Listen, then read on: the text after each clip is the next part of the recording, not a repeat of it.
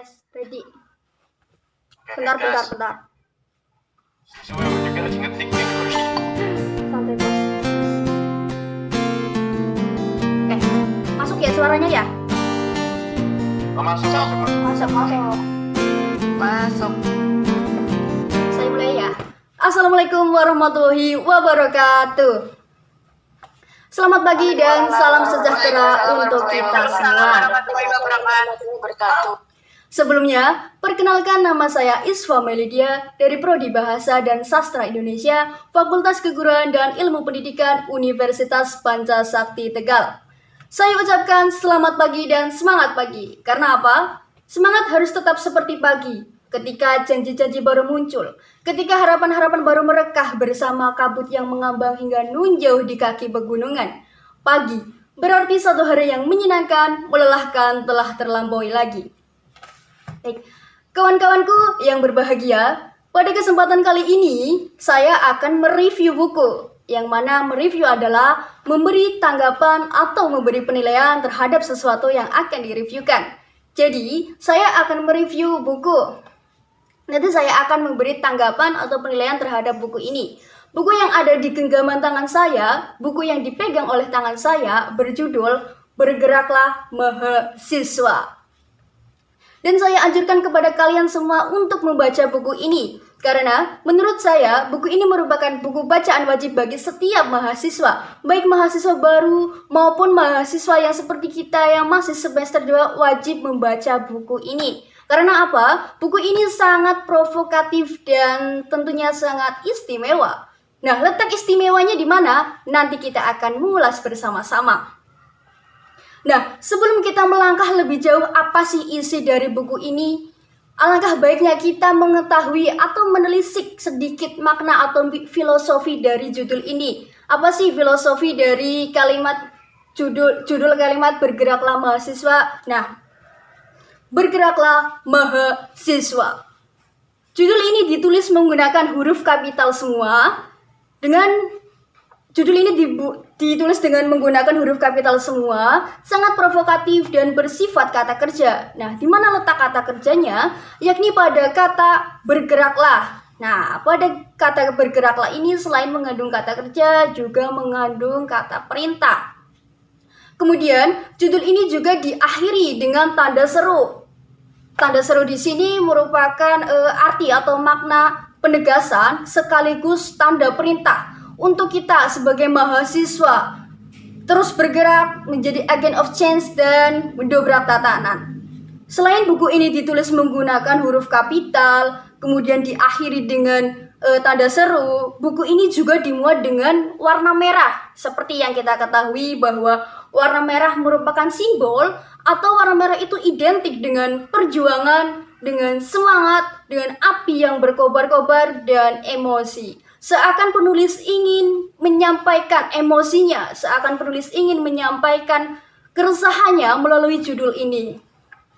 Nah, setelah kita tahu nih filosofi dari judul ini, yang selanjutnya kita akan beralih ke identitas buku. Nah, buku ini diterbitkan oleh Intrans Publishing pada tahun 2017, kemudian ditulis oleh Eko Prasetyo. Nah, yang mana Eko Prasetyo ini bukanlah seorang pejabat maupun seorang dosen, melainkan Eko Prasetyo adalah seorang penulis sekaligus orator. Nah, seperti yang kita ketahui bahwa karya dari Eko Prasetyo ini sangat provokatif. Nah, contohnya pada buku sebelumnya. Pada buku sebelum ini ada yang berjudul Bangkitlah Mahasiswa, kemudian Bergeraklah Mahasiswa, kemudian Orang Miskin Dilarang Sekolah, dan masih banyak lagi karya-karya Eko Prasetyo yang progresif dan provokatif. Untuk halaman, jadi buku ini terdiri dari 146 halaman. Bisa kalian lihat, bila kalian merupakan pembaca novel, pembaca yang membaca buku hingga 500 halaman bahkan sampai 700 halaman, buku ini merupakan buku yang tipis karena kalian sudah terbiasa membaca buku yang tebal-tebal. Nah, untuk ukurannya sendiri buku ini 15 cm x 24 cm. Yang mana buku ini merupakan buku berbeda daripada umumnya. Jika pada umumnya buku terlihat agak sedikit kecil atau segini, tapi kalau misalkan buku Bergeraklah Mahasiswa ini terlihat lebih panjang, agak panjang, dan tentunya berbeda daripada umumnya. Oke, setelah kita tahu identitas dari buku ini, kita akan melangkah ke daftar isi. Ada apa sih dari daftar isi buku ini? Nah, yang pertama ada pembuka, kemudian yang kedua prolog, bergeraklah mahasiswa. Yang ketiga, haruskah kita kuliah untuk mengejar nilai? Kemudian yang keempat, gerakan mahasiswa, mau kemana? Yang kelima, surat terbuka pada Bapak Ibu dosen. Yang keenam, menjadi aktivis. Kemudian yang ketujuh, wawancara imajiner dengan Albert Einstein. Dan yang ke-8, kebebasan akademik yang terancam. Yang ke-9, seni dan sastra, model gerakan mahasiswa. Dan yang terakhir, selamat datang mahasiswa baru. Nah, apa sih yang menarik dari buku ini? Apa sih isi yang menarik dari buku ini? Menurut saya, yang paling menarik dari buku ini yakni ada pada halaman 25. Dengan judul, haruskah kita kuliah untuk mengejar nilai? Nah, pada bab haruskah kita kuliah untuk mengejar nilai, yang mana ada beberapa poin penting yang sangat menarik untuk kita ulas. Nah, salah satunya poin yang menarik untuk kita ulas yakni ada pada poin mengapa mahasiswa sulit untuk berpikir beda. Nah, di sini penulis seakan menekankan untuk kita jangan pernah takut untuk menjadi berbeda, jangan pernah takut untuk berpikir berbeda, jangan pernah takut untuk berpikir kritis. Nah, juga menurut saya Tuhan itu menciptakan makhluk yang berbeda-beda, Tuhan menciptakan manusia yang berbeda-beda dengan karakter, dengan perjalanan hidup, dengan takdir yang berbeda-beda. Mengapa kita harus takut atau gentar terhadap perbedaan? Nah, itulah yang seharusnya kita pikirkan, itulah yang seharusnya kita gali. Mengapa sih mahasiswa itu sulit untuk berpikir beda? Nah, juga karena paradigma yang lazim, kemudian pandangan-pandangan yang lazim, pandangan pada umumnya yang mengatakan bahwa yang pintar akan sukses, yang cerdas akan sukses, yang patuh dan tunduk akan selamat, akan aman, dan yang tidak kritis dicap sebagai anak baik-baik. Itulah pandangan-pandangan yang lazim, itulah paradigma yang lazim. Nah, kemudian pandangan-pandangan yang lazim yang membuat mahasiswa itu sulit untuk berpikir beda. Nah, jadi pada buku ini, penulis itu seringkali menggunakan tanda tanya di akhir poin ataupun di akhir bab. Itu kenapa?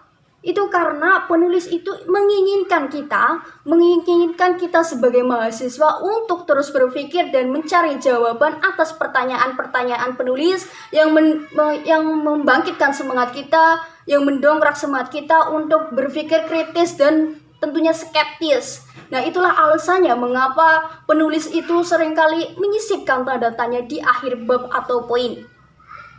Nah, penulis juga di sini menekankan untuk kita menjadi mahasiswa. Jadilah mahasiswa yang jangan sampai pernah menjadi mahasiswa yang mahanya dikurung dan dipaksa menjadi siswa.